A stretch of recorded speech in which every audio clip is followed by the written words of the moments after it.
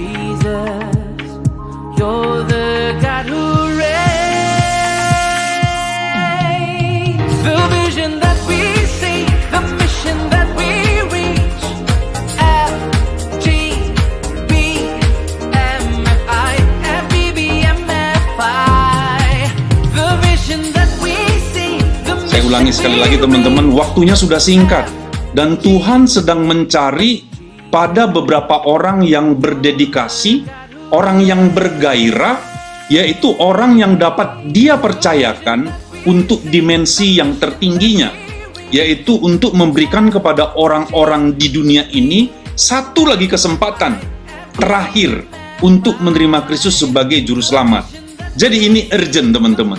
Dikatakan bahwa saya menulis buku ini untuk memberikan kepada Anda sebuah visi untuk masa depan.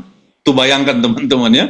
Jadi the whole book of Demos Zakarian itu berbicara visi, iya kan? Dan visi itu berbicara tentang pewahyuan, revelation, teman-teman sekalian.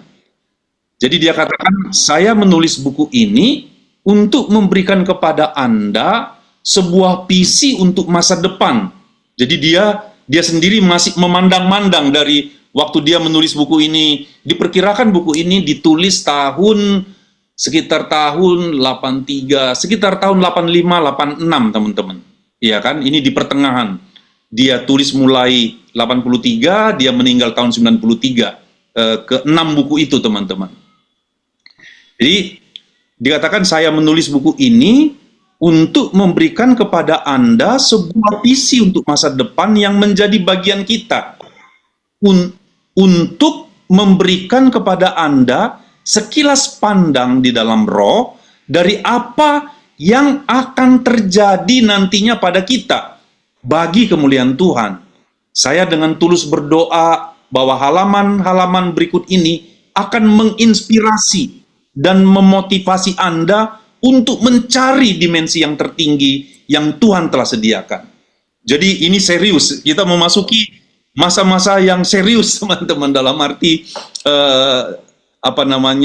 karena Tuhan sedang mencari orang, tentu orang yang bergairah, orang yang merespon teman-teman sekalian. Jadi persiapkan telinga rohani kita, persiapkan hati kita untuk menerima dengar-dengaran akan pewahyuan dari nanti pembicara, pesaksi, karena Tuhan akan bukakan kepada kita rahasia-rahasia besar, teman-teman. Dan sudah ada beberapa orang yang menyampaikan kepada saya bahwa kalau baca buku ini sekali, dua kali nggak bisa, gitu ya. Memang, teman-teman, itu butuh pewahyuan daripada Roh Kudus, ya, teman-teman sekalian, ya. Jadi kita ready untuk mendengar nanti dua kesaksian, Pak Istio dari Bali, lalu Ibu Lili dari Jogja, dan NP kita kali ini akan memberikan materi yang luar biasa. Saya kemarin di Makassar dengar sharing beliau, saya juga melihat setiap kita itu sedang memasuki pemahaman dan pengenalan yang lebih dalam, teman-teman.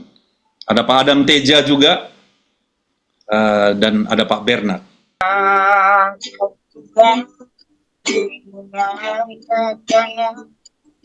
Amin.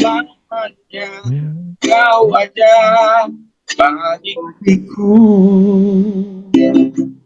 sembah Kau Tuhan,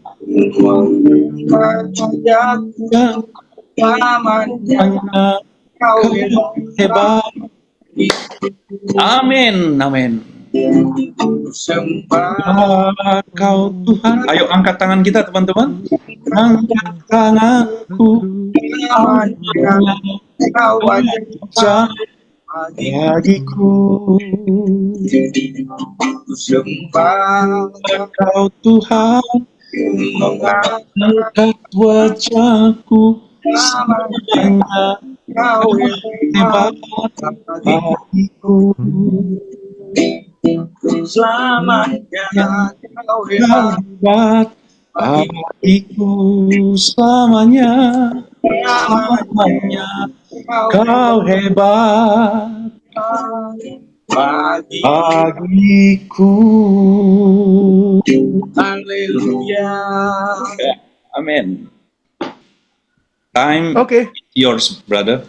right. Thank you, Bro John. Baik. Selamat sore, selamat malam, FGB Men dan LOF. Be strong in the Lord. Baik.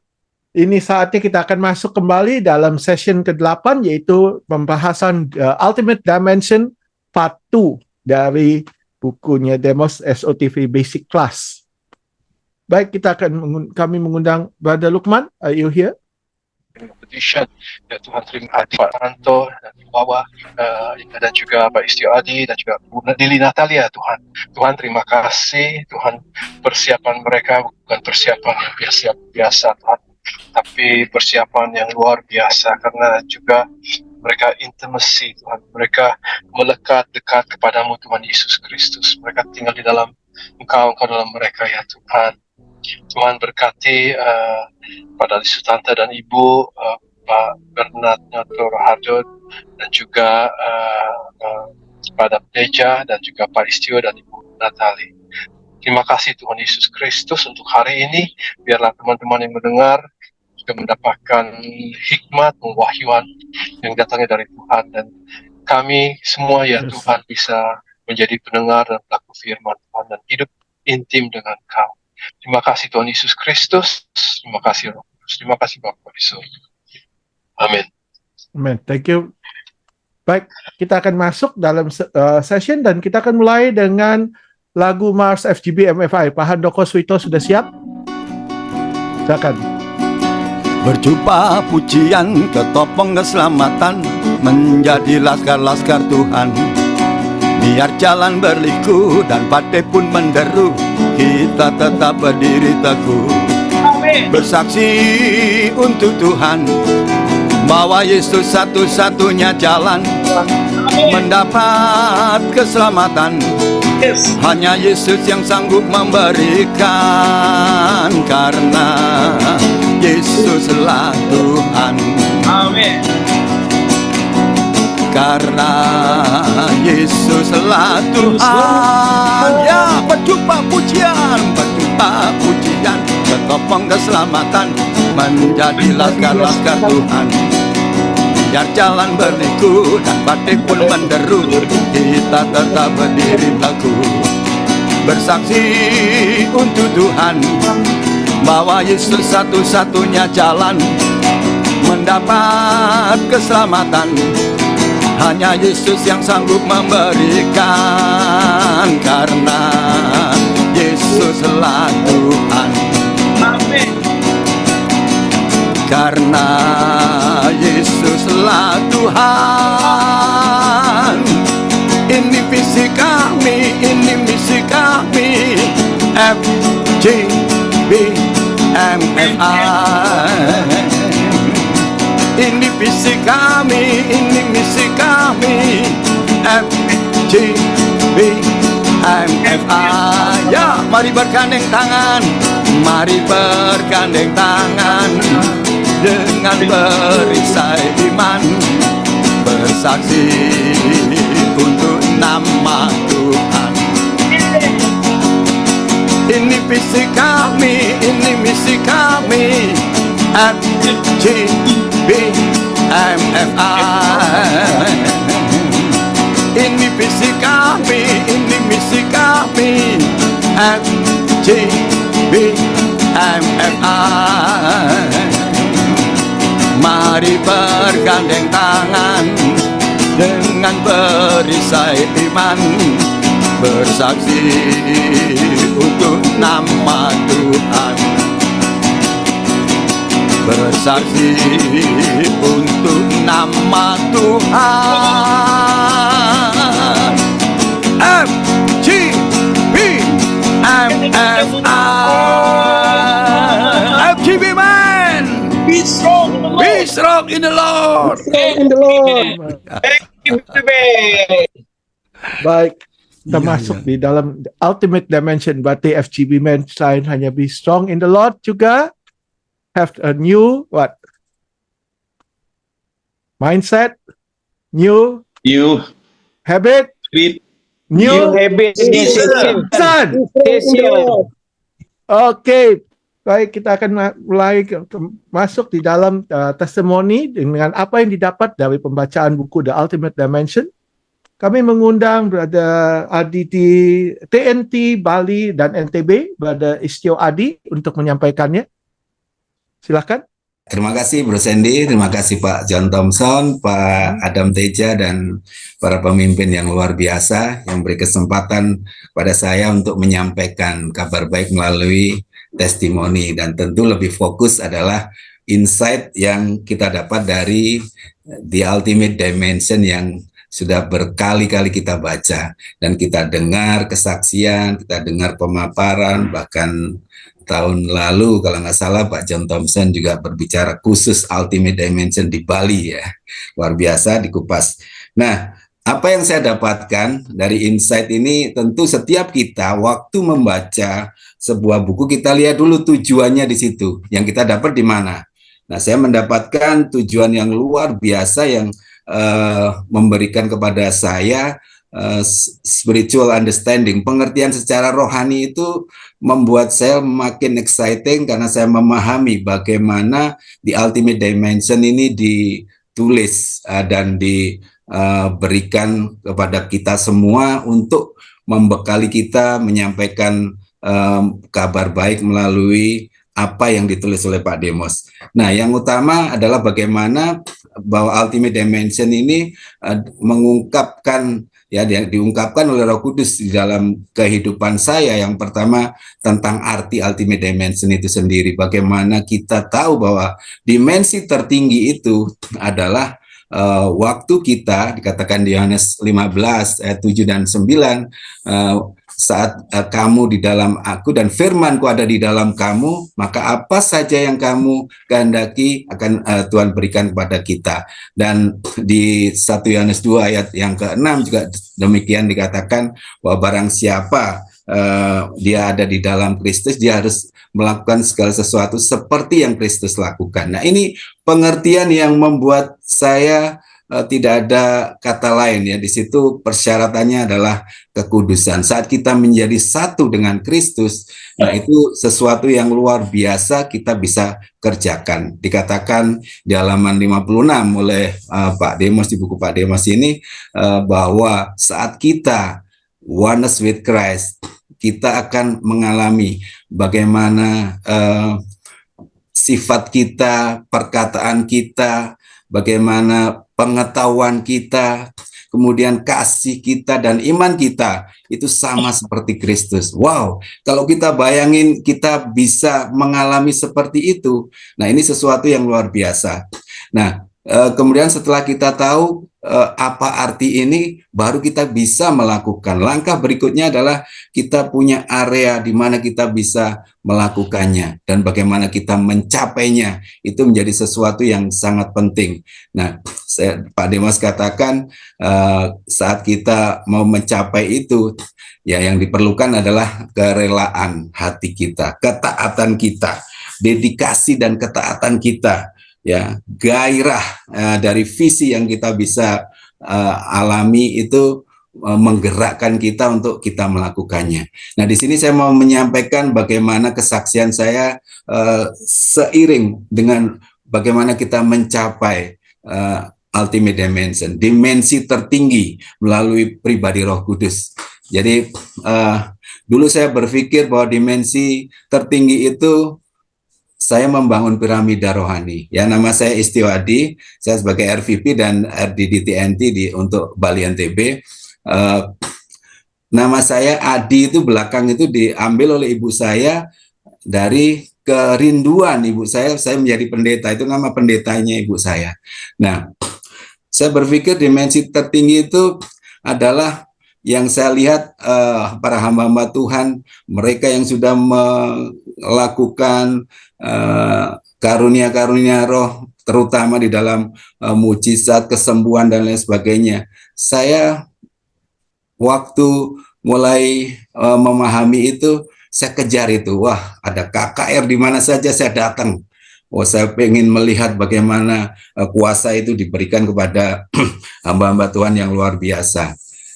Nah, tapi seiring dengan itu, ternyata pemahaman saya ini menjadi karena saya mengalami satu proses di dalam kehidupan pribadi, kehidupan keluarga, dan kehidupan bisnis saya dalam proses yang seperti saya katakan, saat saya belum mengenal kebenaran, maka kebenaran itu belum memerdekakan kehidupan saya, kehidupan masa lalu saya di tengah-tengah pencapaian, ya, dikatakan seperti buku Pak Demas ini, widget yang dibangga-banggakan, kita kejar dan lain sebagainya. Sepertinya saya sudah settle gitu. Tapi saya di dalam kehidupan kedagingan, ya, di tengah-tengah kehidupan yang penuh dengan kemunafikan, saya seorang ketua kaum muda majelis gereja, tapi saya belum lahir baru. Ya, di tengah-tengah bisnis yang seolah-olah sudah settle, maka semua menjadi berantakan.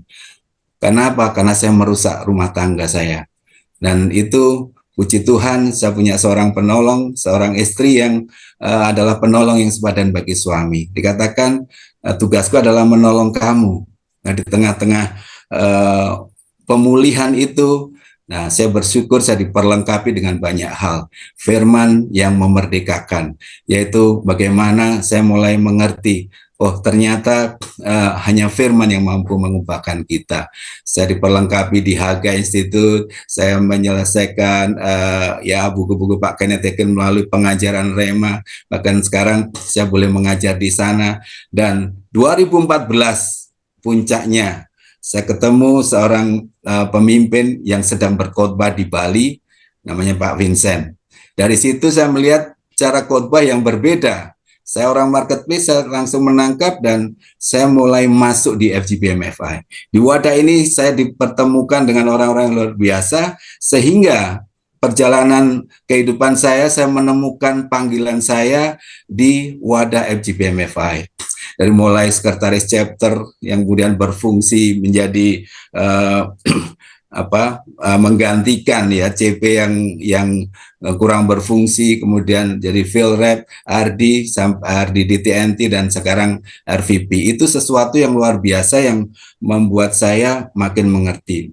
Nah, setelah itu inilah wilayah kekuasaan. Saya menyadari wilayah kekuasaan saya untuk mempraktekkan buku ini, Ultimate Dimension. Saat saya mengalami dimensi tertinggi ini, saya terus dibangun, punya keberanian untuk mendoakan orang lain. Ya, saya punya kakak itu ya mertuanya masih belum kenal Tuhan. Dulu saya kalau datang ya biasa aja, saya pulang seperti itu. Tapi sekarang saya datang, saya berdoa buat mereka, dan beberapa kali saya datang mereka melihat sesuatu yang berbeda. Nah, inilah pengertian dimensi tertinggi yang saya dapat di Ultimate Dimension. Nah, kalau kita mungkin melihat ya apa yang dikatakan Paulus ya di 1 Korintus 12, kita semua diberikan karunia-karunia roh ya, karena kata-kata hikmat, pengetahuan, karunia membedakan roh ya, kemudian karunia iman, kesembuhan, dan melakukan mujizat itu sesuatu yang wow gitu. Tetapi kita seringkali tidak bisa menerima karunia-karunia yang seolah-olah kok enggak demonstratif begitu.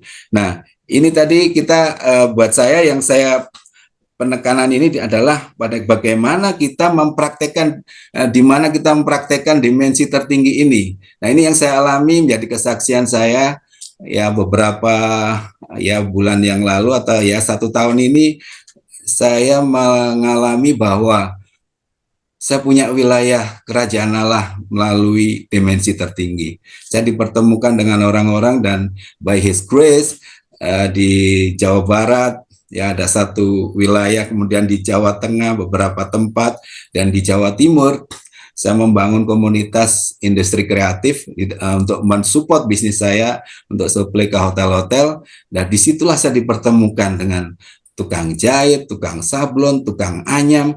Nah, saya mau berfungsi mempraktekkan ini menjadi sesuatu yang memang membangun mereka, berdampak bagi mereka. Dan itu yang kami lakukan. Saat mereka mengalami sakit, ya saya berdoa buat mereka. Artinya melalui Ultimate Dimension saya memiliki keberanian, apalagi diperkuat dengan hari-hari kita, PR yang diberikan Ko Ayung, tinggalkan segala pikiran-pikiran yang mengganggu, akar-akar semak belukar, sesuatu yang mengganggu, pusatkan, kosongkan diri, diisi oleh firman. Itu akan mengubahkan apa yang baik, apa yang mulia, apa yang kudus, apa yang sedap didengar. Di Filipi 4 ayat 8 itu menjadikan kita diisi dan kita kuat.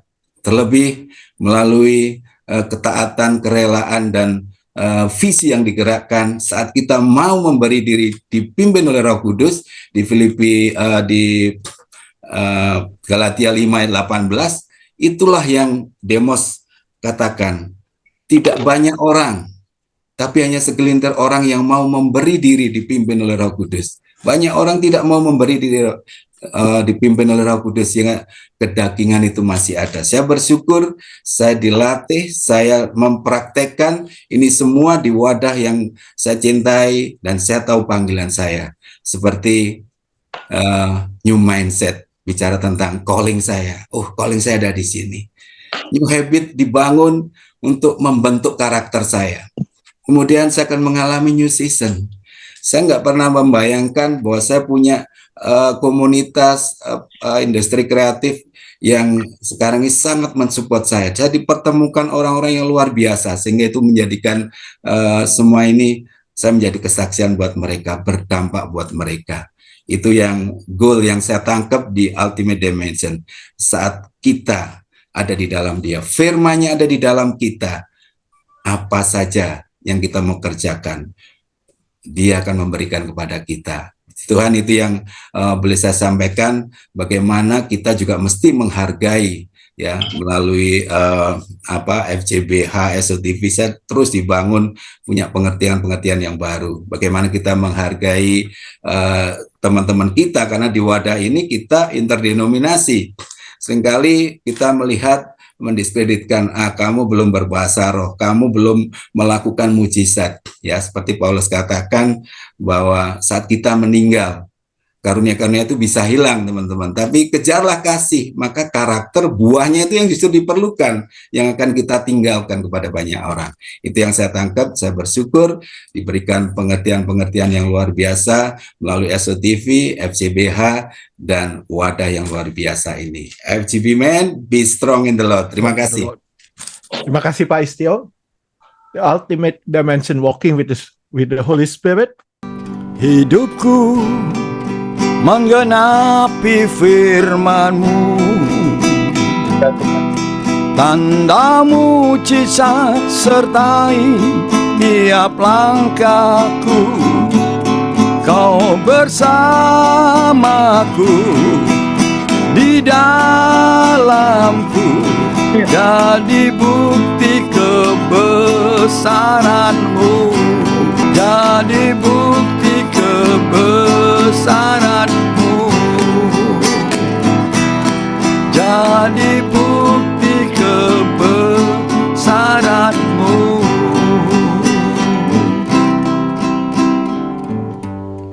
Baik, thank you Pak Han. Yes. Sekarang kita akan masuk di dalam pemateri pertama, yaitu bagaimana arahan Nasional Presiden terkait SOTV dan buku-buku Pak Demos Sakarian, dan juga sharing tentang isi buku dari The Ultimate Dimension, bagaimana manfaatnya bagi seorang FGB Man dan atau LOF. Kami mengundang dengan hormat Pak Nasional Presiden FGB MFA Indonesia, Pak Dali Sutanto, untuk menyampaikannya. Waktu dan tempat dipersilahkan. Bro Suhendi, bisa itunya makalahnya? Baik, terima kasih Bro Sandy. Selamat malam orang-orang yang terbahagia di dunia. Salam sejahtera buat kita semua. Senang sekali bisa bertemu dengan Bapak Ibu sekalian, walau kita lewat Zoom. Terima kasih buat seluruh pemimpin-pemimpin daripada SOTV. Acara ini sangat memberkati kita semua tentunya, dan saya percaya acara SOTV bukan saja nantinya menjadi kebanggaan bagi kita di Indonesia, tetapi bisa menjadi kebanggaan dunia. Saya dikasih tugas sama Pak John. Terima kasih Pak John, Pak Adam, Pak Koayung, dan lain semuanya teman-teman yang ada di SOTV. Saya dikasih tugas untuk sharing sedikit. Dan saya pikir bahwa dimensi yang tertinggi kita, salah satunya adalah waktu kita mengerti bahwa Tuhan memiliki sebuah rencana, sebuah pekerjaan global yang harus kita selesaikan. Dan dia bermaksud untuk memberdayakan umatnya dalam menggenapi rencana itu. Jadi kita bersyukur dan kita sangat bangga dengan Tuhan kita. Dia telah memilih kita dan memanggil kita sebagai orang pilihannya. Para FGB Men dan LOF, kita mesti bangga dan sangat bersyukur punya Allah seperti Tuhan kita. Next. Seperti yang dikatakan nih, Yohanes 15 ayat 16. Kita dipilih dan terpilih. Izinkan saya membacakan ayat ini. Bukan kamu yang memilih aku, akulah yang memilih kamu. Dan aku telah menetapkan kamu supaya dua. Dan duanya itu tetap, supaya apa yang kamu minta kepada Bapa dalam namaku diberikannya kepadamu. Kita dipilih dan kita terpilih. Bukan karena saya, bukan karena Pak Bernard, bukan karena Pak Adam, bukan karena Pak John dan lain sebagainya. Tetapi Tuhanlah yang sendiri yang memilih kita dan kita dipilih oleh Dia. Kalau Dia yang memilih kita, pasti tidak salah dan Dia akan memperlengkapi kita. Apapun yang menjadi keinginan kita, kebutuhan kita, pasti Tuhan akan memberikannya. Orang pilihan Tuhan. Orang pilihan Tuhan, sekali lagi, orang yang dipilih Tuhan dan menjadi pilihan Tuhan, bukan orang-orang yang sempurna, tetapi Dia pilih kita. Supaya apa? Beberapa pemahaman tentang orang pilihan Tuhan. Pertama, orang pilihan Tuhan dididik, dipersiapkan oleh Tuhan. Kita bersyukur, FGB, MFI, dan LOF punya acara prayer and fasting, teaching and training, I Live and Live, Free ICT, dan lain sebagainya. Tentunya semua bermuara kepada Holy Bible kita, kitab suci kita. Dan saya percaya, kitab suci kita terlalu lengkap untuk berbicara di seluruh aspek kehidupan kita. Kita bersyukur juga kepada pendiri daripada FGB MFI, Bapak Demo Sakarian, telah menulis beberapa buku. Semua bermuara pada Alkitab kita. Semua bermuara, semua didasari oleh Alkitab kita. Dan saya percaya, waktu kita dididik Tuhan, pasti itu yang terbaik. Waktu kita dididik Tuhan, pasti didikan Dia menjadi berkat buat banyak orang. Jadi, kenapa kita atau beberapa pemahaman kita dididik? Ada beberapa hal yang saya menggarisbawahi. Supaya kita, ya sebelum ini saya garis bawahi, supaya kita jangan sampai menjadi batu sandungan di dalam seluruh area kehidupan kita. Orang pilihan Tuhan, sekali lagi, jangan sampai menjadi batu sandungan di seluruh kehidupan kita. Selanjutnya, orang pilihan Tuhan, jangan sampai memalukan nama Tuhan. Dan orang pilihan Tuhan adalah jangan sampai dia tidak menjadi anak-anak raja, melainkan anak-anak setan. Next. Nah, ketika kita menjadi satu dengan Tuhan secara sempurna, dunia akan berdiri memandang, terkagum-kagum melihat semua mujizat yang kita lakukan. Karena kita akan memperkatakan kata-kata yang menenangkan badai dan memiliki iman yang luar biasa. Kita dididik untuk hal tersebut. Selanjutnya, pilihan Tuhan, pemahaman orang pilihan Tuhan yang kedua. Kita melewati pengalaman dahsyat dengan Tuhan. Ya, orang pilihan Tuhan pasti melewati pengalaman dahsyat dengan Tuhan.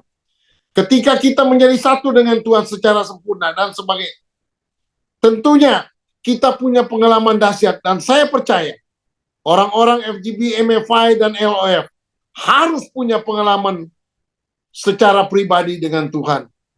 Baik waktu kita bersenang-senang, waktu kita mendapatkan hadiah besar, bonus besar, uang banyak, mobil baru, rumah baru. Ingat, semua itu karena anugerah Tuhan. Atau hal yang kedua, waktu kita menangis, ada tetesan air mata, ada pertahanan kita. Ingat, ada Tuhan bersama kita. Dan damai sejahtera Dia, pertolongan Dia selalu menyertai kita. Selanjutnya, pemahaman pilihan Tuhan yang ketiga. Orang pilihan Tuhan diberi target oleh Tuhan. Untuk apa? Untuk melakukan kehendak Tuhan. Dan pada ujungnya, kita mau serupa dengan Kristus. Yesus tidak memiliki gairah untuk menyenangkan dirinya sendiri, tapi hanya untuk melakukan kehendak Bapa. Itulah semua yang menjadi tujuan dan keinginan yang besar. Yesus termotivasi oleh satu dan hanya satu gairah, yaitu menyenangkan hati Bapa. Teman-teman sekalian, saya percaya kita diberi target oleh Tuhan. Dan pasti para FGB Men dan LOF mengerti target tersebut. Tahun ini kita adalah multiplikasi, dan saya percaya Tuhan akan tolong untuk kita bisa melaksanakan multiplikasi itu dengan baik. Next, orang pilihan Tuhan, pemahaman orang pilihan Tuhan. Ya, yang keempat adalah orang pilihan Tuhan mendapat tanggung jawab dari Tuhan. Mungkin saya tanggung jawab itu apa? Pertama, orang pilihan Tuhan harus membawa damai. Sekali lagi, para FGB Men dan LOF harus membawa damai di dalam keluarga dia, di dalam komunitas dia, di dalam bisnis dia, di dalam masyarakat. Kita tidak ada kata lain. Kita harus membawa damai. Dan kata yang lain apa? Kita harus menjadi terang, garam dan terang di dalam dimanapun kita berada. Dan saya percaya terang itu akan menerangi kegelapan. Dan saya percaya para FGB Men dan LOF pasti bisa melakukan hal tersebut. Selanjutnya, tanggung jawab kita apa? Yang lain adalah bahwa kita harus melaksanakan amanat agung. Tidak ada kata lain. Harus melaksanakan amanat agung. Kalau kita diselamatkan, maka kita juga harus menyelamatkan orang lain. Kalau kita diberkati Tuhan, kita juga harus memberkati orang lain. Kalau kita ditolong Tuhan, kita harus juga menolong orang lain. Orang pilihan Tuhan pasti berharga dan berguna. Teman-teman, para FGB Men dan LOF, camkanlah ini. Dan rasa bangga selalu ada di hati kita. Bahwa kita adalah orang pilihan Tuhan. Dan pasti kita berharga dan berguna. Oleh sebab itu, tidak ada kata-kata yang keluar dari mulut kita mengeluh, mengerutu, dan sebagainya. tetapi yang keluar dari mulut kita adalah rasa kebanggaan, rasa ucapan syukur bahwa Tuhan memberikan kita atau jadikan kita orang-orang pilihan Dia dan berharga serta berguna. Next. Seperti yang dikatakan 2 Petrus 1 ayat 3 dan 4. Izinkanlah saya membacakannya. Karena kuasa ilahinya telah menganugerahkan kepada kita segala sesuatu yang berguna untuk hidup yang saleh oleh pengenalan kita akan Dia yang telah memanggil kita oleh kuasanya yang mulia dan ajaib. Selanjutnya dengan ayat 4, dengan jalan itu Ia telah menganugerahkan kepada kita janji-janji berharga, dan saya percaya janji-janji Tuhan iya dan amin, selalu pasti ditepati, dan yang sangat besar, supaya olehnya kamu boleh mengambil bagian dalam kodrat ilahi. Saya garis bawahi bagian dalam kodrat ilahi. Tadi baru saja kita mendengar Bro Istio bahwa dia katakan kalau kita hidup, bukan kita lagi hidup, melainkan Kristus yang hidup di dalam kita. Teman-teman, marilah kita bersama-sama untuk bisa memahami hal tersebut. Dan kalau kita menyatakan bahwa kalau kita hidup, bukan kita lagi yang hidup, melainkan Kristus yang hidup di dalam kita. Perkataan kita, perilaku kita, sikap kita harus mencerminkan seperti Yesus. Dan ayat ini juga yang menguatkan saya. Namun aku hidup, sekali lagi, namun aku hidup, tetapi bukan lagi aku sendiri yang hidup, melainkan Kristus yang hidup di dalam aku. Dan hidupku yang kuhidupi sekarang di dalam daging adalah hidup oleh iman dalam Anak Allah yang telah mengasihi aku dan menyerahkan dirinya untuk aku. Luar biasa. Next. Nah, ini yang kata terakhir. Marilah teman-teman semua, untuk kita bisa memahami atau bisa menjadi rema di dalam kehidupan kita. Di dalam Amsal 3 dan ayat 5. Percayalah kepada Tuhan dengan segenap hatimu dan janganlah bersandar kepada pengertianmu sendiri.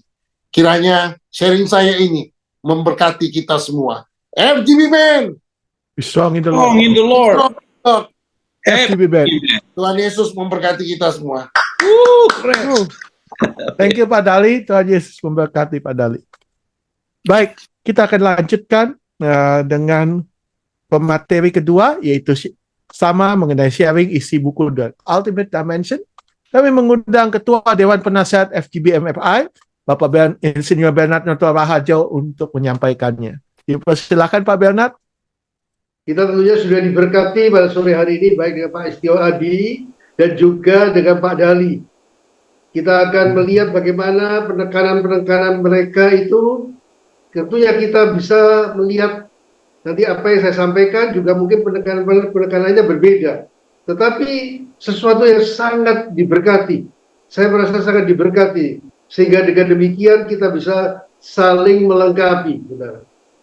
Jadi kalau kita membaca dimensi yang tertinggi, atau the ultimate dimension, itu dikatakan oleh Demos bahwa di dalam Alkitab itu kita ada 3 dimensi untuk kita mempunyai hubungan dengan Tuhan Yesus, untuk mengenal Dia, untuk mendengar suaranya. Yang pertama adalah Perjanjian Lama. Tuhan berbicara hanya kepada beberapa banyak orang saja, tidak banyak orang. Dan merekalah yang kemudian mewartakan itu kepada orang banyak. Misalnya seperti Abraham, seperti Musa, Yesaya, Nabi Yeremia, jadi orang-orang tertentu. Tapi pada waktu Tuhan Yesus hadir di muka bumi, maka kita bisa melihat bahwa orang yang mau mendengar suaranya, suara Tuhan, mengetahui apa yang dilakukannya, mujizat-mujizat, dan mengenal Dia, itu harus datang ke Galilea sana mestinya, ke Yerusalem, di mana Tuhan Yesus ada. Itu baru bisa berinteraksi. Tapi yang luar biasa ini zamannya kita ini, saudara. Ketika Tuhan Yesus naik ke surga, Bapa di surga itu mencurahkan Roh Kudus-Nya. Sehingga Roh Kudus itu memenuhi setiap hati orang yang percaya kepadanya. Dan ini adalah dimensi yang terakhir itu. Inilah dimensi yang utama, dimensi tertinggi itu. Di mana Roh Kudus yang dimeteraikan di dalam kita, itu dalam Efesus 1 ayat 13 ya. Setiap orang percaya, dia menerima meterai Roh Kudus. Dan dia bisa bergaul dengan Roh Kudus, bergaul dengan Tuhan Yesus, sehingga dia bisa mendengar suaranya melalui firman Tuhan yang kita renungkan, yang kita masukkan, bahkan kita juga mendengar apa yang Tuhan arahkan. Sehingga dengan demikian, tidak menutup kemungkinan kita boleh makin akrab, menjadi intim, sehingga kita menjadi satu dengan Tuhan Yesus. Dia di dalam kita, kita di dalam Dia, seperti firman Tuhan, seperti pokok anggur dan carangnya itu, dan rantingnya itu. Nah, itu yang disebut di dalam buku The Ultimate Dimension itu dengan di mana kita menjadi oneness with Jesus, oneness with Christ. Di mana kalau kita menyatu dengan Tuhan Yesus, maka pikiran kita, perkataan kita, kelakuan kita itu sama dengan Dia. Jadi disebutkan sifatnya, karakternya daripada Kristus menjadi karakter kita, perkataan Kristus menjadi perkataan kita, pengetahuan Kristus menjadi pengetahuan kita, iman Kristus menjadi iman kita, kasih Kristus menjadi kasihnya kita. Karena apa? Kita menyatu dengan Dia, gitu saudara. Melalui firman yang ada, kita masukkan di dalam hidup kita ini. Sehingga hal-hal yang supranatural itu bisa terjadi. Dikatakan di mana dikatakan kita bisa mengerjakan apa yang menjadi pekerjaan-pekerjaan Tuhan. Apa yang kita bisa melakukan juga mujizat-mujizatnya. Kita bisa mengetahui kehendak Tuhan. Sehingga dengan demikian kita juga bisa mengucapkan firman Tuhan itu dengan penuh otoritas, penuh dengan keyakinan, hidup tanpa keraguan. Bahkan juga kita bisa menjadi saksi Tuhan yang hidup, saksi Tuhan yang penuh dengan kuasa. Jadi karena kita oneness with Jesus itu, jadi oneness with Christ itu, sehingga dengan demikian kalau kita memiliki passion, kita punya satu, maka dikatakan rahasianya oleh Demos dikatakan itu adalah di Injil Yohanes 15 ayat yang ke-7 itu. Apabila kamu tinggal di dalam aku, kata Tuhan, dan firman-Ku tinggal di dalam kamu, mintalah apa saja yang kamu kehendaki, maka kamu akan menerimanya.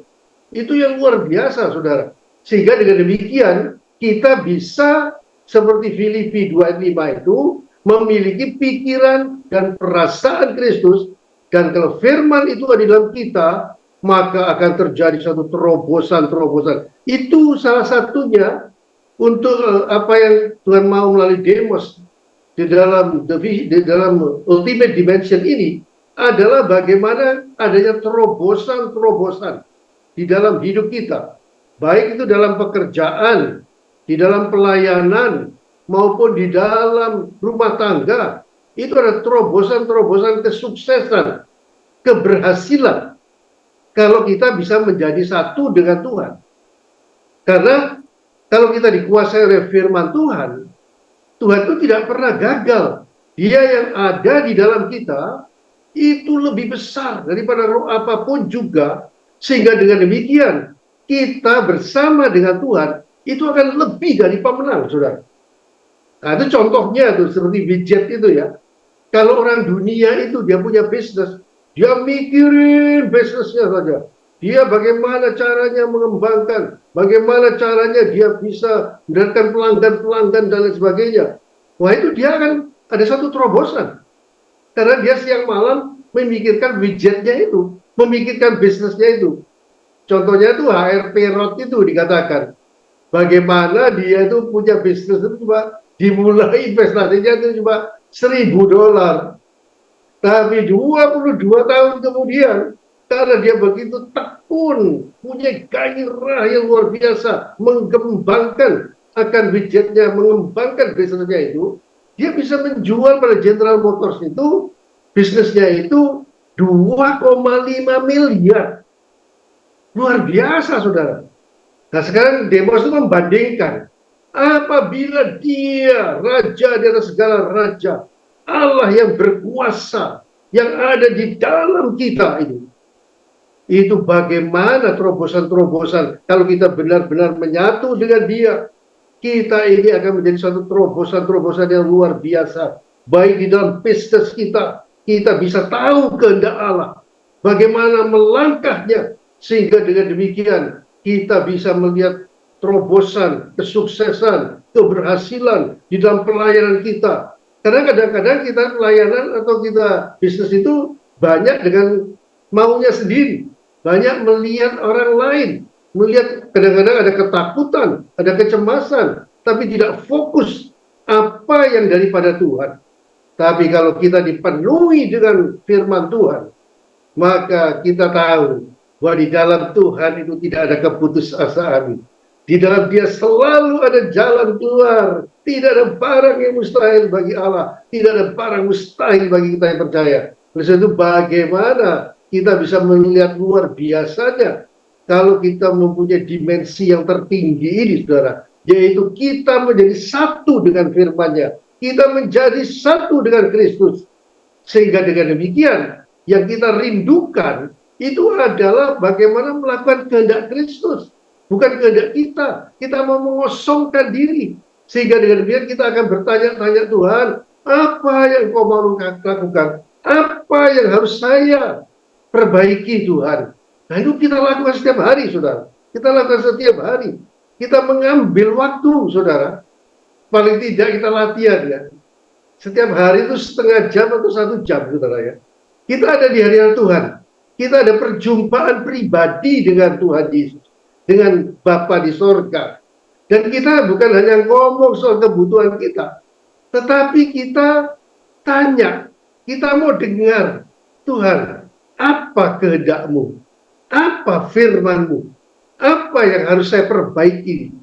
Waduh, saudara, saya alami karena ini baru belajar, ya, saudara, ya. Bagaimana kalau kita itu ada di hadirat Tuhan, setengah jam, 1 jam, kadang-kadang tidak terasa, saudara. Kita merasakan ternyata dampaknya itu luar biasa. Kita mungkin tidak menerima hikmat daripada saat itu, saudara. Tapi kita bisa merasakan bahwa kita ini bisa lebih peka mendengar suara Tuhan itu. Kita lebih mengerti akan kehendak Allah. Sehingga kita ini mau menjaga perasaannya. Kita tidak mau menyakiti hatinya. Sehingga kita tidak lagi gampang tidak percaya. Kadang-kadang kalau dulu saya merasakan, waduh iya ya, apa benar ini? Apa bisa? Sehingga kita banyak takut, banyak khawatir. Tapi sekarang dengan selain memasukkan firman Tuhan ke dalam pikiran kita, seperti Yosua 1 ayat 8 itu, memperkatakan firman Tuhan, merenungkan siang dan malam, bertindak hati-hati sesuai firman Tuhan, kita mengambil langkah untuk perjumpaan pribadi dengan Tuhan Yesus. Perjumpaan pribadi dengan Bapa. Untuk melatih supaya kita mengerti akan kehendaknya itu. Dan heran, saudara, yaitu kita tidak ada lagi rasa curiga kepada Tuhan. Kita mempercayai firman-Nya itu dengan luar biasa. Dan ini memang kita harus belajar, saudara. Karena kita ini kan ada di sekolah kehidupan, ya. Jadi seumur hidup kita ini, tapi tentunya kita akan makin pandai, dan kita akan melihat terobosan-terobosan besar akan terjadi dalam pelayanan kita, di dalam bisnis kita, di dalam rumah tangga kita. Kalau kita menempatkan Yesus sebagai yang utama dalam hidup kita, firman-Nya, dan kita menghormati Dia, yaitu kita tidak melecehkan firman-Nya, kita tidak gampang untuk melanggar firman-Nya, dan kita tiap hari belajar berjumpa pribadi, perjumpaan pribadi dengan Tuhan, dengan Bapa, dan kita katakan, Bapa, aku mau menyenangkan hatimu, Bapa. Aku mau menjaga perasaanmu, Bapa, supaya engkau tidak tersakiti dengan pikiran saya, dengan perkataan saya, dengan kelakuan saya. Dan itu yang tadi ditayangkan oleh Pak Dali, itu adalah kesukaannya Tuhan Yesus. Itu kerinduannya Tuhan, yaitu dia mau mengusapkan dirinya menjadi satu saja dengan Bapa, dan dia mengatakan dia hanya ingin menyenangkan hati Bapa. Itu menjadi kunci sukses pelayanan Tuhan Yesus, saudara. Bayangkan, saudara, kalau di dalam di dalam Injil Yohanes pasal yang ke-8 ayat 28, Tuhan Yesus berkata, aku tidak berbuat sesuatu dari diriku sendiri, tapi aku berbicara apa yang diajarkan Bapa kepadaku. Jadi dia dalam step by step-nya, tiap langkahnya itu, dia selalu menuruti, dia selalu memikirkan apa yang menjadi kehendak Bapa itu. Bahkan ketika di Getsemani, hampir saja dia melakukan untuk menyenangkan hatinya, kedagingannya, dengan dia berkata, kalau boleh Bapa, cawan ini lalu, cawan hukuman ini lalu daripadaku. Tapi kemudian dia katakan, kalau boleh itu lalu, tapi bukan kehendakku Bapa, tetapi kehendakmu itu yang jadi. Itu, saudara, itu yang menjadi poin kemenangannya. Bukan di kayu salib, memang di kayu salib, tapi itu keputusannya untuk menuruti kehendak Bapa. Itu kunci sukses. Karena apa? Karena dengan Tuhan Yesus mau menuruti kehendak Bapa, maka terjadi terobosan yang luar biasa, keselamatan jiwa-jiwa, sehingga saudara dan saya bisa menikmati sorga karena boleh menerima keselamatan di dalam Tuhan Yesus Kristus. Oleh sebab itu, ayo kita bayar harganya, saudara. Kalau kita tahu bahwa oneness with Jesus, oneness with Christ ini adalah dimensi yang tertinggi, yang dimana kita bisa adakan terobosan-terobosan. Ayo kita bayar harganya. Apa? Yang pertama, paling tidak, kita isi pikiran kita dengan firman Tuhan. Jadi begitu kita tiap hari periksa, kalau ini ada yang tidak sesuai firman Tuhan, buang, cabut.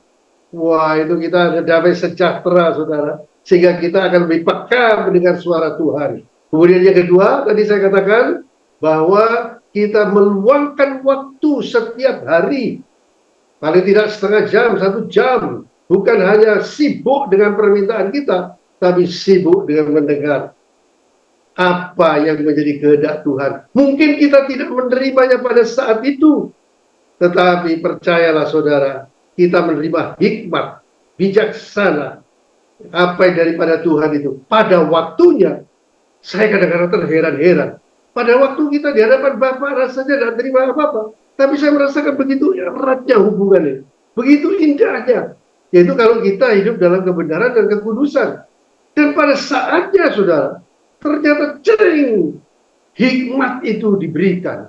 Dan melalui peristiwa sehari-hari, kita akan melihat bagaimana Tuhan Yesus, dia bekerja dalam segala sesuatu, mendatangkan kebaikan buat kita, sehingga bagi kita yang mengasihi dia, Tuhan melakukan yang terbaik supaya melalui hidup kita, karena kita mau hidup menyatu dengan dia.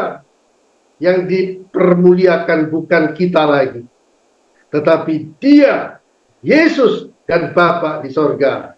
To God be the glory. Haleluya. Puji Tuhan. Amin. Amin. Thank you, Pak Bernard. Oke. Kita akan masuk dalam testimoni oleh Ibu Lili. Shalom, Bapak dan Ibu yang terbahagia di dunia. Saya Lili Natalia dari LOF Yogyakarta.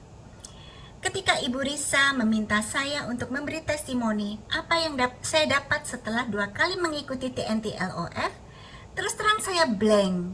2 mingguan tidak mendapat inspirasi apa-apa untuk saya sampaikan. Saya terus berdoa agar Tuhan memberi saya hikmat. Suatu pagi ada desakan Roh Kudus agar saya mendengarkan lagi SOTV Basic Class Session 6. Saya terberkati oleh kesaksian dari Ibu Jennifer. Dan tiba-tiba saya diingatkan oleh Roh Kudus bahwa saya dan suami pernah mendoakan seseorang secara tiba-tiba. Saya rasa itu adalah pekerjaan Roh Kudus. Sungguh saya mengucap syukur dan berterima kasih. Terima kasih Roh Kudus sudah mengingatkan saya. Karena sebelumnya saya sudah akan menyerah karena merasa belum mendapatkan materi untuk kesaksian pada TNT ketiga. Sebuah kesaksian yang sangat sederhana, tetapi pasti ini pekerjaan Roh Kudus. Suatu hari saya dan suami saya menginap di sebuah hotel di Semarang. Pada saat breakfast, saya sedang berkeliling mencari makan, lalu saya kembali ke meja. Saya melihat Pak Benny suami saya sudah duduk mengobrol dengan seorang ibu di meja kami. Ibu ini mengenalkan diri. Beliau asli orang Semarang, menikah dengan orang Toronto dan menetap di sana. Ibu ini ke Semarang dalam rangka menengok kakak laki satu-satunya yang sedang sakit keras. Beliau banyak bercerita tentang penyakit kakaknya dan tampak sedih. Beliau mengatakan bahwa ketika melihat Pak Benny duduk sendirian, Roh Kudus seperti menggerakkan hatinya untuk duduk semeja. Ibu ini juga seorang Kristen. Roh Kudus kuat sekali menggerakkan hati saya untuk mendoakan beliau. Saya dulu sering digerakkan Roh Kudus untuk mendoakan orang-orang yang saya temui, di mana mereka sedang dalam kondisi yang tidak baik-baik saja, tetapi saya mengabaikannya. Kali ini saya tidak akan melewatkan kesempatan ini.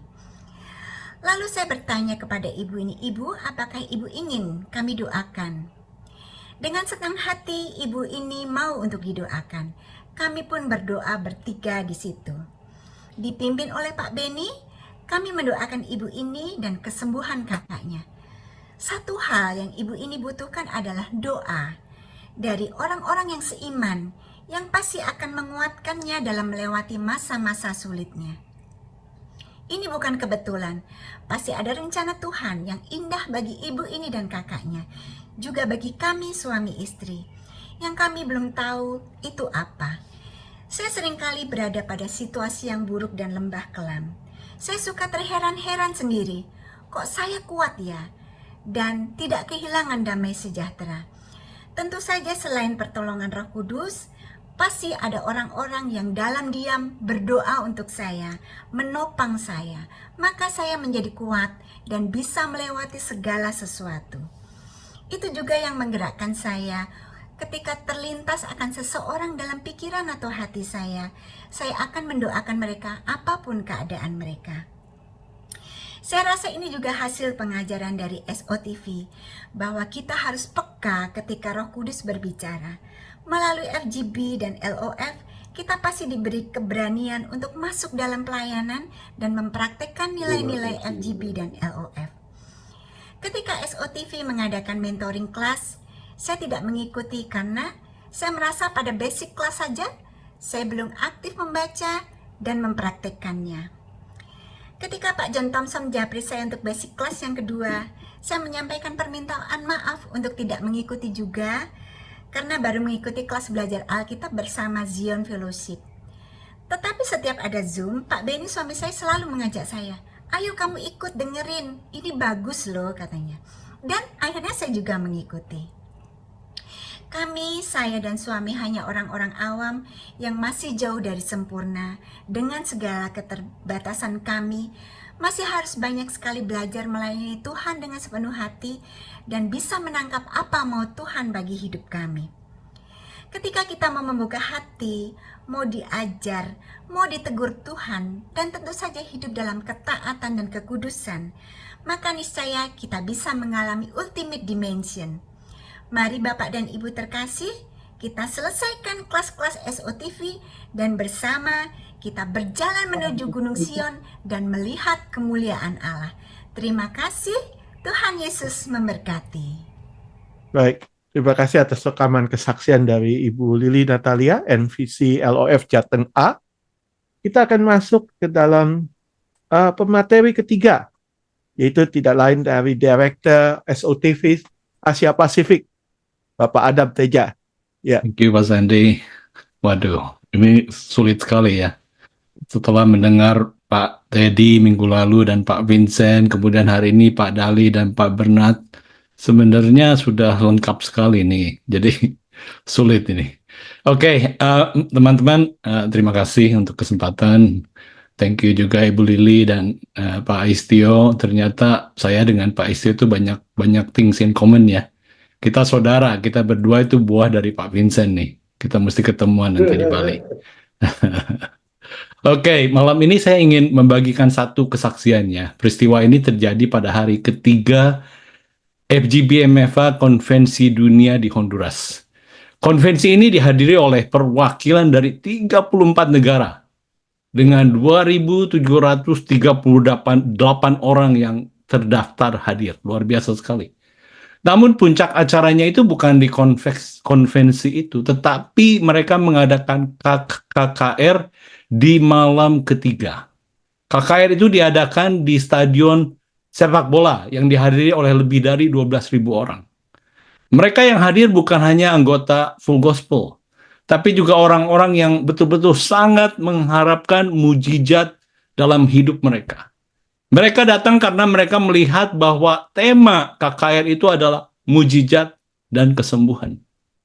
Teman-teman, di lapangan yang terbuka meskipun hujan, saya melihat banyak peserta SOTV yang beberapa jam sebelumnya saya ketemu. Mereka hadir di workshop bersama dengan John Crete dan mereka menerima impartasi Roh Kudus. Luar biasa sekali.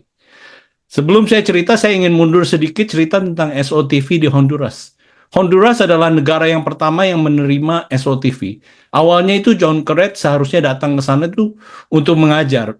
Tetapi secara tidak terduga COVID datang. Perbatasan ditutup sehingga SOTV kemudian dimulai melalui Zoom. Betul-betul puji Tuhan, mulai dari Honduras akhirnya SOTV menjangkau semua benua. Sekarang SOTV di Honduras sudah mandiri seperti Indonesia. Mereka juga memiliki pengajar sendiri seperti kita. Mereka mengadakan SOTV 3 kali setahun yang dibagi menjadi kelompok-kelompok men, young movement, sama LOF. Jadi berarti mereka itu ada 9 kelas SOTV setiap tahun. Ditambah juga ada mentor kelas. Jadi luar biasa sekali, saya belajar banyak dari mereka. Nah, pada sore hari ketiga itu ada workshop di mana peserta bisa memilih topik yang lain-lain. Bisa bisnis, young movement, leadership, atau SOTV. Nah, semua workshop itu penuh. 400 hingga 500 orang itu semua pengen mendengar Antoni Putirai atau mendengar Pobilianto. Betul-betul Indonesia itu menjadi berkat di konvensi di Honduras itu, puji Tuhan sekali. Workshop SOTV dipimpin oleh John Crete. Diadakan di ruangan yang sayang sekali kapasitasnya hanya 100. Jadi sangat padat dan banyak orang yang di luar saya lihat menunggu dan tidak bisa masuk.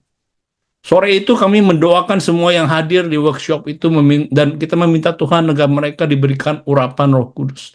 Mereka diberikan kepekaan untuk melakukan apa yang Roh Kudus perintahkan. Kemudian kami mengirim mereka itu ke stadion. Ini luar biasa sekali. Nah, pada puncak acara malam itu, hari Jumat malam, banyak sekali orang yang datang dan mengharapkan mujizat dan kesembuhan. Mereka turun dan maju ke depan di lapangan. Roh Kudus menarik perhatian saya kepada seorang lelaki yang di kursi roda yang didorong oleh ibunya yang sangat tua. Lelaki itu lumpuh, tidak bisa berjalan dan memiliki cacat fisik dan mental. Dalam hati saya berbisik, aduh Tuhan, aduh Roh Kudus, kenapa ya orang ini kan parah gitu. Tapi Roh Kudus menginginkan saya untuk mendekati lelaki itu. Saya mendekatinya dan mulai mendoakannya. Cukup lama. Kemudian saya tergerak untuk mengajaknya dia berdiri. Pelan-pelan dia berdiri dan saya memeluknya. Berulang-ulang kali saya berkata, Jesus loves you, Jesus loves you. Nggak tahu dia ngerti atau enggak, dia orang Spanish kan. Tapi laki itu hanya berdiri dan bersender di pelukan saya. Tidak ada kekuatan di kakinya sangat kecil. Hanya tulang tanpa otot. Saya terus mendoakannya, lalu saya meminta minyak urapan dari seseorang di samping saya. Waktu diurapi, saya merasakan lelaki itu bergerak sedikit dan dia tersenyum. Saya melihat Pak Rudiap juga berdoa untuk lelaki itu dari belakang, dan banyak orang lain juga mendoakannya. Lalu saya jongkok dan ingin mengurapi minyak di kakinya. Tiba-tiba saya merasakan seperti ada listrik yang mengalir, yang membuat saya betul-betul terkejut dan saya berteriak. Dalam hati saya bertanya, dari mana ini kekuatan ini datang? Saya angkat kepala dan saya melihat bahwa Pak Dali sedang menggenggam tangan laki-laki itu dengan kedua tangannya. Dan tiba-tiba mata lelaki itu melotot dengan tatapan galak seperti kemasukan setan. Dia tampaknya sangat marah kepada Pak Dali. Namun beberapa saat kemudian wajahnya kembali normal. Saya melihat itu dan saya mendengar Roh Kudus berkata, mundur, mundur, mundur, sudah selesai. Saya mundur jauh dan berjalan berterima kasih kepada Tuhan dan Roh Kudus. Terima kasih Tuhan. Kiri kanan saya melihat, setelah itu saya melihat banyak kesembuhan orang-orang. Puji Tuhan, Tuhan betul-betul memakai orang-orang awam. SOTV yang hadir untuk membawa mujizat dan kesembuhan di lapangan bola itu. Peserta dari luar negeri juga mendoakan. Banyak sekali saya melihat. Tapi dalam hati saya merasa tidak puas karena saya tidak melihat lelaki yang saya doakan itu berjalan. Dari kejauhan saya melihat Pak Dali memanggil saya. Dan tergesa-gesa saya lari ikutin Pak Dali. Dalam hati ya saya kecewa. Tapi kemudian Roh Kudus berbisik, it is done, selesai. Kau tidak perlu mencuri kemuliaan Tuhan. Firman Tuhan yang kau ucapkan tidak akan kembali kosong. Wah, saat itu saya baru mengerti bahwa tugas saya memang sudah selesai. Saya tidak perlu berdiri di sana untuk menerima pujian manusia. Saya tidak perlu menunggu ucapan terima kasih dari manusia. Karena semuanya adalah kemuliaan Tuhan. Pak Dali mengajak saya keluar dari stadion dan kita kembali ke hotel. Mungkin juga seperti yang Pak Dali tadi katakan, mungkin beliau mencegah supaya tidak ada kesombongan di diri saya. Mencegah saya menjadi batu sandungan. Dalam perjalanan pulang saya teringat apa yang Pak Dali bagikan. 1 hari sebelumnya dalam pertemuan Asia Pasifik, beliau share, membagikan rahasia dari hidupnya. Rahasia hidupnya adalah kerendahan hati. Malam itu saya belajar sesuatu yang sangat luar biasa berharga. 1 Petrus 5 ayat 6. Karena itu rendahkanlah dirimu di bawah tangan Tuhan yang perkasa, supaya meninggikan kamu pada waktunya. Tuhan saya percaya sedang mencari orang-orang rendah hati yang memiliki keintiman dan pengalaman pribadi dengannya di tempat tersembunyi. Ini juga apa yang tadi pada Alicia. Bukan untuk dilihat atau mendapat tepuk tangan dari manusia, tapi orang-orang yang memilih untuk berdiri teguh demi nama Tuhan Yesus dan bukan untuk kepentingan sendiri. Perjalanan rohani murni dengan Tuhan terbentuk saat tidak ada yang melihat. Ketika tidak ada yang memberi pujian, di dalam momen-momen tersembunyi itu, pintu berjalan, pintu dibuka ke ultimate dimension. Keesokan harinya, Pak Rudi bertanya, kemarin malam kamu kemana? Dia bilang, puji Tuhan loh, orang itu bisa berjalan. Saya hanya tersenyum dan berkata, praise the Lord. Lelaki lumpuh itu datang pada malam itu untuk mencari Tuhan. Dan puji Tuhan, dia bertemu dengan Tuhan. Teman-teman yang saya kasihi, 2 tahun lagi, kita, FGB MFA Indonesia akan diberi kesempatan untuk melayani dunia. Indonesia dipilih sebagai tuan rumah World Convention 2026. Ini satu yang saya tahu sudah diimpikan oleh Pak John Thompson. Puluhan ribu orang akan hadir di KKR World Convention 2026 kalau kita melakukan KKR yang sama. Puluhan ribu orang akan turun ke lapangan untuk bertemu dengan Tuhan Yesus. Full gospel akan melayani mereka. Tetapi full gospel bukan full gospel jika kita tidak menembus hal-hal yang mustahil. Full gospel bukan full gospel jika kita tidak bisa benar-benar mendemonstrasikan Injil sebagaimana mestinya. Yang paling kita ingat adalah hal-hal yang tidak bisa kita ambil kreditnya. Hal-hal yang Tuhan lakukan melalui full gospel man dan LOE, di mana ketika kanker menghilang, ketika yang lumpuh bangkit dari kursi roda dan berjalan, ketika pernikahan dipulihkan, ketika yang buta melihat, yang tuli mendengar. Teman-teman, itulah kuasa full gospel yang membara di dalam dirimu, yang membara di dalam diriku, mencari ekspresi, mencari kesempatan untuk dilepaskan. Ingin mencari apa yang akan tunduk pada nama Yesus melalui bibirmu. Dan kita berseru kepada Tuhan berkata, Tuhan kami harus memiliki lebih banyak, kami harus melihat Engkau melakukan sesuatu melalui diri kami. Kita percaya orang-orang 2 tahun lagi yang datang ke KKR ini dari seluruh pelosok Indonesia, dari seluruh dunia. Mereka datang untuk mencari mujizat Tuhan. Tuhan, mereka datang ke sini untuk bertemu denganmu. Kita sangat membutuhkan Tuhan.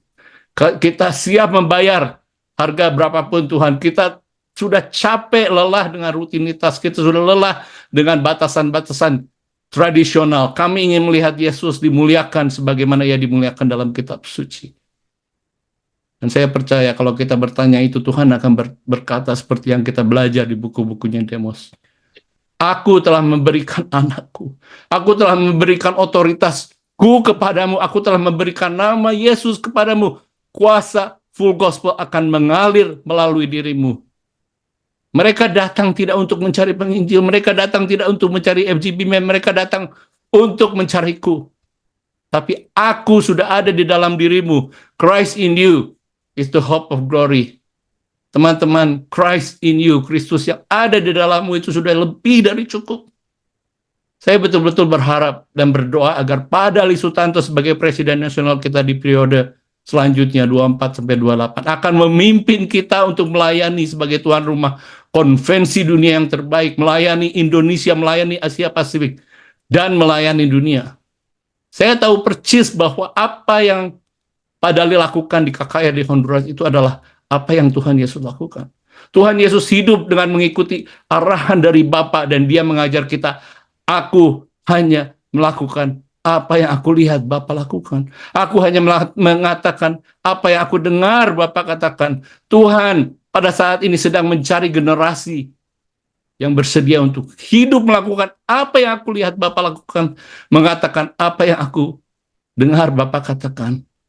Inti dari buku The Ultimate Dimension tadi sudah disebut Pak Istio dan Pak Dali. Itu di halaman 56. Pertama, decision. Bukalah hati Anda terhadap perubahan. Surrender. Izinkanlah Yesus menjadi hidup Anda. Dedication, sacrifice, and passion. Sediakanlah diri Anda untuk memberikan semua yang Anda miliki kepada Dia sehingga Dia bisa memberikan kepenuhan dirinya kepada Anda. Apa itu kepenuhan dirinya kepada Anda? Holiness, kekudusan. Jikalau kau tinggal di dalam aku dan firman-Ku tinggal dalam kamu, mintalah apa saja yang kamu kehendaki dan kamu akan menerima seperti Bapa telah mengasihi aku, demikianlah juga aku telah mengasihi kamu. Yohanes 15:7 dan 9. Saya berdoa, ini di buku Ultimate Dimension. Saya berdoa agar makna sejati dan wahyu rohani yang terkandung dalam ayat ini meledak di dalam rohmu. Inilah pesan inti dari buku ini. Abide in Jesus, let His words abide in you. Tinggallah dalam Yesus dan biarlah firman-Nya tinggal dalam Anda. Maka mintalah supaya yang sakit disembuhkan dan mereka akan disembuhkan. Maka mintalah berkat keuangan, maka Anda akan diberkati. Maka mintalah pemulihan keluarga, maka keluarga Anda akan dipulihkan. Itu yang ditulis di buku. Kristus telah dengan jelas memberikan kepada kita rahasia dari kehidupannya sendiri yang diberkati. Ia telah memberikan kita rahasia dari dimensi tertinggi itu yang ada di dalam Yohanes 15:7 dan 9. Biarlah ayat ini menjadi bagian yang tidak terlepas dari hidup Anda, gairah Anda, kehidupan Anda sehari-hari. Dan ditutup dengan, dan dimensi tertinggi ini akan segera menjadi bagian dari Anda juga. Puji Tuhan. Terima kasih Pak John. Terima kasih teman-teman semua. Dimensi tertinggi akan menjadi bagian dari diri Anda. Thank you Pak Adam Teja. Baik, kita sekarang akan masuk di dalam respons atau Q&A dari para peserta yang hadir. Saya sudah izinkan untuk unmute. Jadi siapapun yang mau ada pertanyaan silakan raise hand atau bisa melalui chat juga. Ini ada Pak Sanggam, ada pertanyaan? Pak Sanggam Simanjuntak. Terima kasih Pak Adam Teja. Kalau bisa ISO-TV ini terus aja, nggak setahun sekali gitu ya. Mumpung masih panas, biar hangat terus gitu ya. Kayak orang makan punya terus saja. Makin lama makin dapat gizi biar vitamin. Itu saran ya Pak ya, jangan berhenti Amin. terus saja sampai ke 2 tahun lagi. Kita doakan keberlanjutan aja nih Pak Dali. Amin. Amin. Oke, terus yang saya tanya, saya ingin sharing sedikit apa yang Pak Bernard ini luar biasa sekali ya, luar biasa gitu ya. Saya catat gitu, ada 3 dimensi yang dikatakannya, di mana sering sekali kita itu ada di dimensi ketiga. Bisa, suara saya nggak kepotong ya Pak ya? Oke, Jelas, silakan. jelas. Ini adalah gerakan dari orang awam ya. Adam Teja mendoakan orang yang kakinya sakit sembuh pulih gitu ya. Jadi orang awam, bukan seorang pemimpin, tetapi prakteknya sering sekali kita itu ada di dimensi ketiga, cuman polanya masih masuk kepada dimensi 1 dan dimensi 2 yang seperti Pak Bernard katakan tadi. Kehidupannya terfokus kepada pemimpin saja, seolah-olah pemimpin yang punya kuasa kesembuhan, pemimpin yang punya karunia-karunia ini dan itu gitu ya. Padahal Roh Kudus yang sama ada dalam pemimpin dan juga ada di dalam orang awam seperti kita itu ya. Pola yang kedua masih pergi ke tempat-tempat tertentu untuk mencari hadirat Tuhan gitu ya. Padahal Tuhan itu ada di dalam dia gitu ya.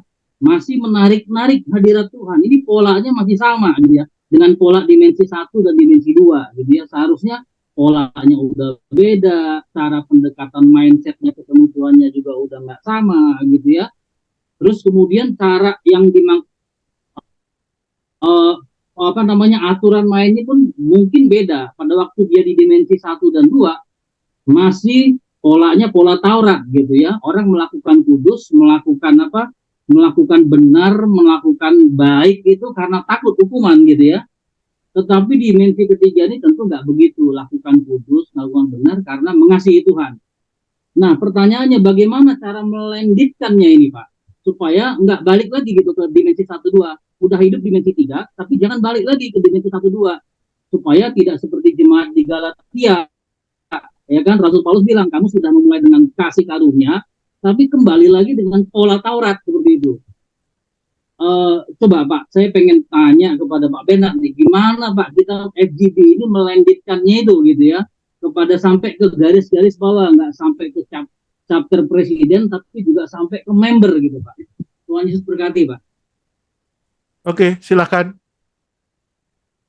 Jadi pertanyaannya ini apa tadi dulu Pak Sandy? Jadi bagaimana to continue in the ultimate dimension, nggak turun lagi, nggak merosot lagi. Atau landed. Ya, landed ya. Itu memang perlu di chapter itu. Setiap member itu dimulai dengan lahir baru dulu. Jadi orang yang mengalami perjumpaan pribadi dengan Tuhan itu akan membuat dia itu berubah gitu. Nah, bagaimana perubahan itu? Karena dia mencintai Tuhan, maka dia mau berubah. Nah ini, jadi itu bukan seperti mengikuti hukum Taurat, harus ini atau harus itu gitu.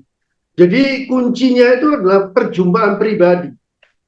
Jadi dalam setiap chapter itu kita harus melihat bagaimana orang-orang itu dijamah oleh Tuhan. Contohnya itu orang yang seperti Saulus gitu, di Kisah Rasul pasal 9. Orang yang mau membunuh orang-orang Kristen dan sudah membunuh dan juga menangkap, penuh kebencian. Tapi karena perjumpaan pribadi dengan Tuhan Yesus dalam perjalanan ke Damsyik, Saulus mengatakan, siapakah engkau Tuhan? Dan Tuhan Yesus katakan tadinya bahwa mengapa engkau menganiaya aku? Akulah Yesus.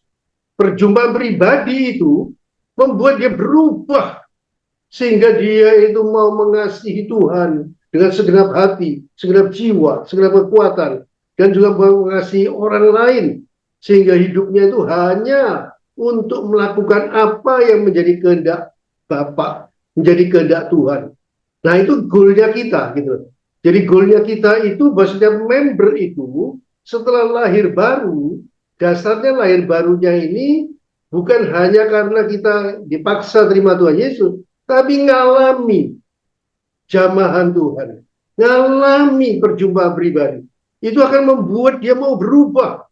Sehingga inti kekristenan itu adalah perubahan dari manusia lama dengan kodrat dosa menjadi manusia baru dengan kodrat ilahi, kebenaran dan kekudusan serupa Kristus. Sehingga itu akan menghasilkan buah Roh Kudus, kasih, sukacita, damai sejahtera, dan selanjutnya. Sehingga akibatnya dia bertumbuh karakter Kristus dan rindu dia menjangkau jiwa. Dia rindu menjadi berkat buat orang lain. Nah, ini pola ini yang harus dilakukan di full gospel, di dalam chapter-chapter itu. Jadi pastikan dalam setiap pertumbuhan, dalam setiap meeting itu ada suatu pertumbuhan rohani. Sehingga dengan demikian setiap firman, setiap kesaksian itu harus mengarah untuk orang itu boleh makin melekat kepada Tuhan. Sehingga oneness with Jesus, oneness with Christ itu akan dibina. Dimulai dari chapter ketika orang itu dimulai dari lahir baru. Nah, mungkin sampai sini kalau ada pertanyaan lagi yang belum jelas saya bisa tambahkan, kalau masih bisa saya. Kami mengundang Pak Suhadi Iskandar, Ko Ayung untuk melanjutkan untuk memberikan arahan dan untuk PR praktek atau mendoakan serta penyampaian homework. Silakan, Pak Ayung. Saya tadi apa yang disampaikan terakhir Bro Adam Teja, jadi teringat waktu tahun 94, tepatnya 93 bulan September itu. Waktu itu kita kedatangan Paul King. Menurut orang-orang Paul King ini nabi di Amerika ya.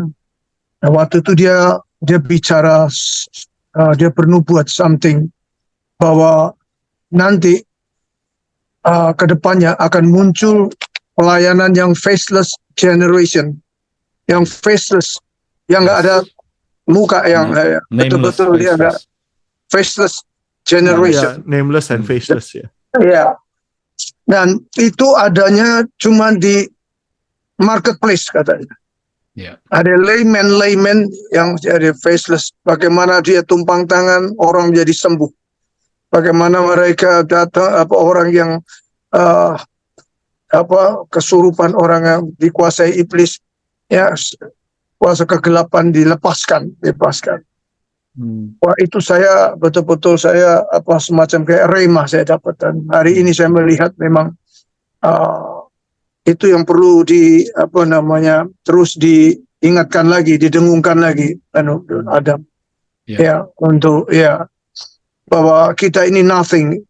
Tuhan memang akhir ini sesuai dengan kalau nggak salah di Yehezkiel, mencari bejananya. Ya, namanya yang bejana itu kosong, dia nggak andalkan apa-apa, cuma belas kasihan, the mercy of God itu. Ya, oke. Jadi buat PR kita semua, terakhir kapan, Bapak Ibu? Ya, ini buat perenungan ya, refleksi kita semua. Terakhir kapan kita ngalami kegahiran rohani, eagerness spiritual, kasih mula-mula, aus, kayaknya kepengin ketemu Tuhan terus. Terakhir kapan? Nah, kalau sudah terlalu lama hari-hari ini enggak, Bapak Ibu minta sama Tuhan. Minta ya.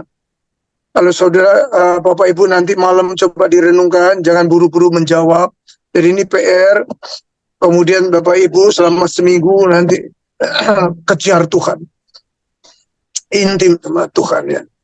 Seperti tadi nasihat Pak Bernard ya kan. Cari wajahnya, seperti bukunya Demos juga yang di TVI itu.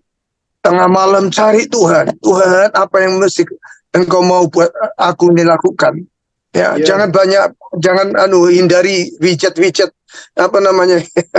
yang nggak perlu. Fokus, coba fokus ya, biar betul-betul SOTV ini kerinduan kita semua ya, untuk you are all ini kalau menyediakan bejana, dia bilang, Lord, I am nothing, I need you. Ya, cuma bilang begitu, Tuhan, aku ini bukan siapa-siapa. I'm nothing. Kalau bukan anugerahmu, bukan engkau Tuhan, aku nggak bisa hari ini berdiri sampai hari ini. Tuhan ada. Semua karena your grace. Semua karena anugerahmu Tuhan. Makanya minta eagerness ya, minta respon yang gairah, minta passion, kegairahan lagi, Bapak Ibu. Ini PR-nya ya untuk Bapak Ibu semua. Jadi nanti coba direnung ya, terakhir kapan? Kalau sudah 5 tahun, ada yang 10 tahun, nah, sekarang bagaimana?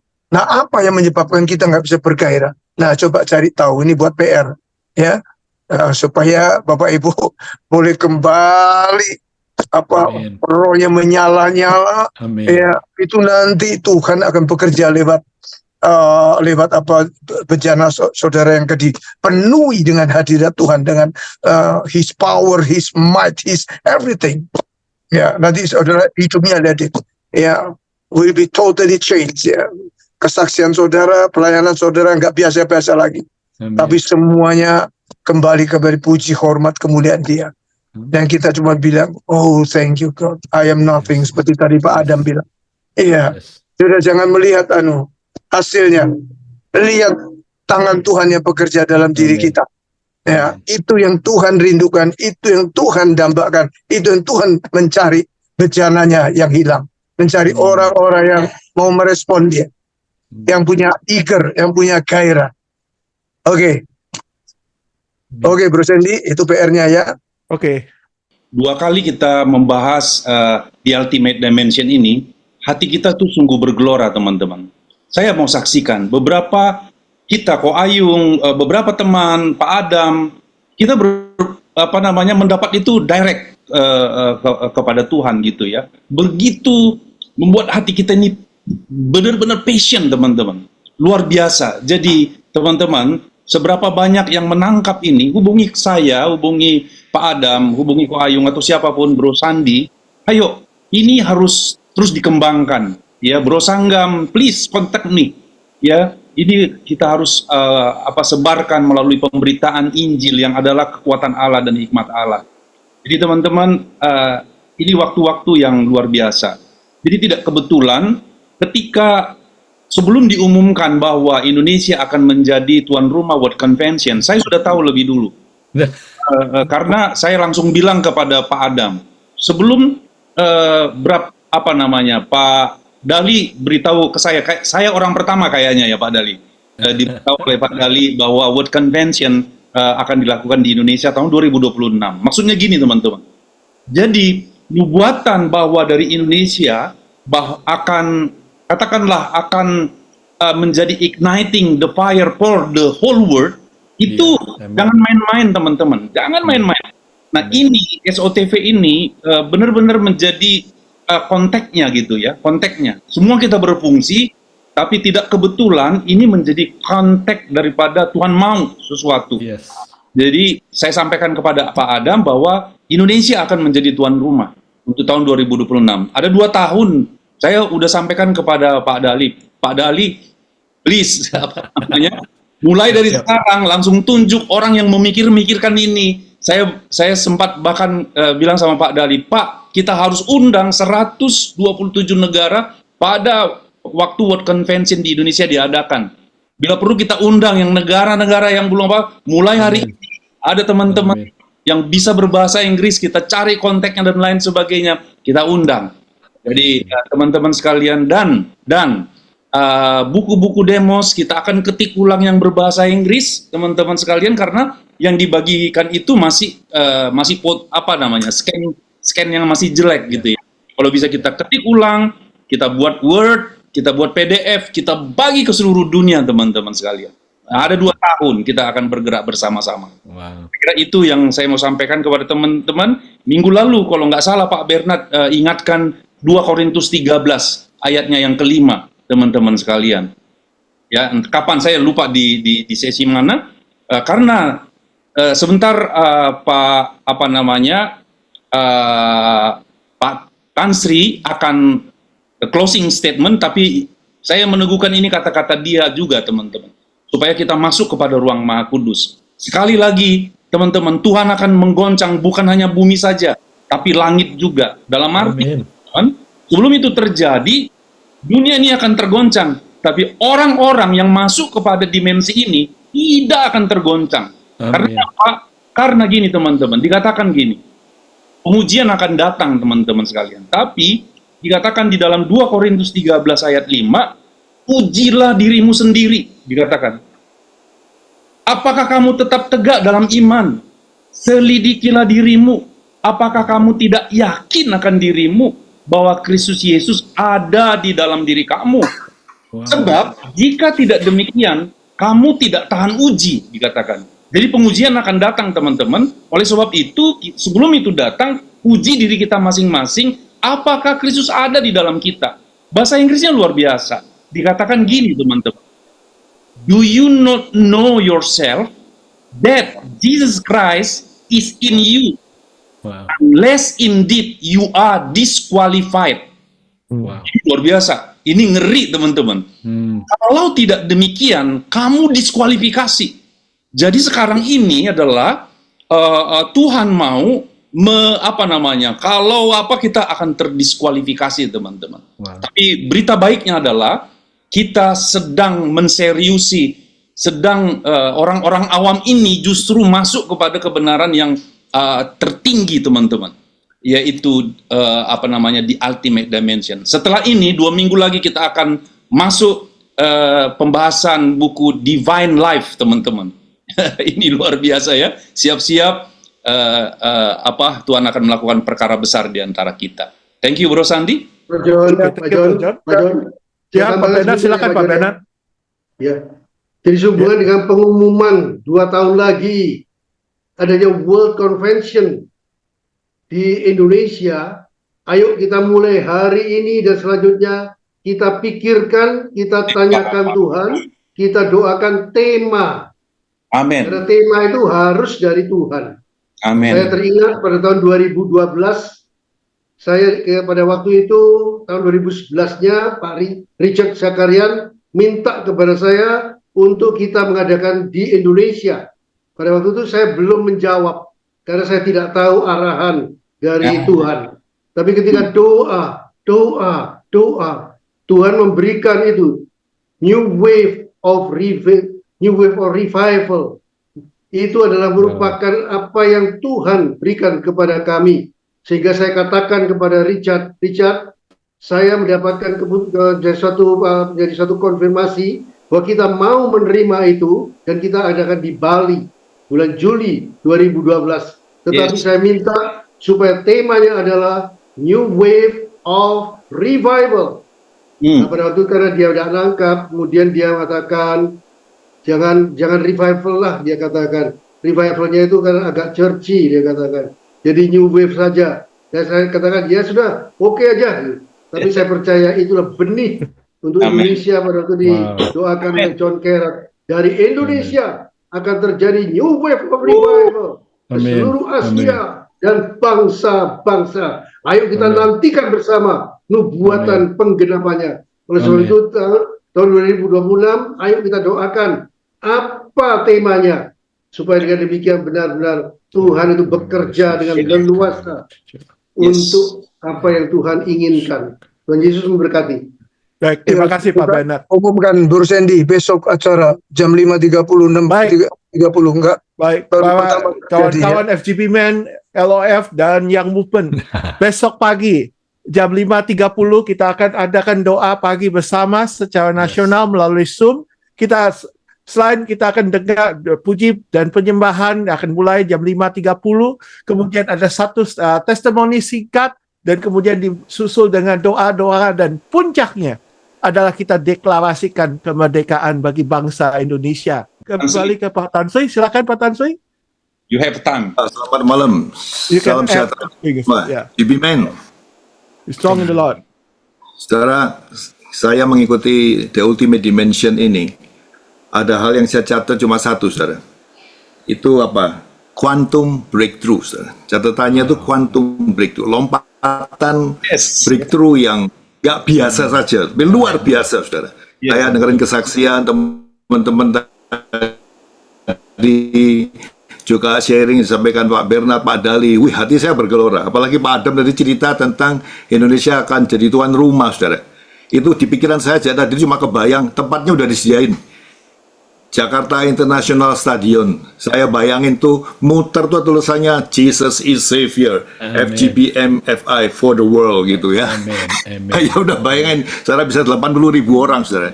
Dan saya terus berdoa supaya terjadi KKR besar di Indonesia. Amen. Salah satu tempat itu mungkin bisa dipakai. Nanti kita doakan, kita ingin lihat apa yang Tuhan kerjakan melalui apa yang kita kerjakan hari-hari ini saudara.